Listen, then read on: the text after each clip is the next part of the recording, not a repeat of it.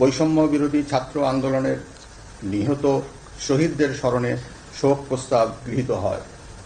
এছাড়া জরুরি ভিত্তিতে একটি অন্তর্বর্তীকালীন সরকার গঠনের সিদ্ধান্ত নেওয়া হয়।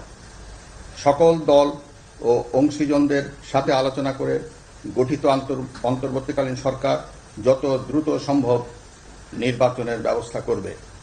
বৈষম্য বিরোধী ছাত্র আন্দোলন ও বিভিন্ন মিথ্যা মামলায় আটকসহ সকল বন্দীদের মুক্তি দেওয়া হবে।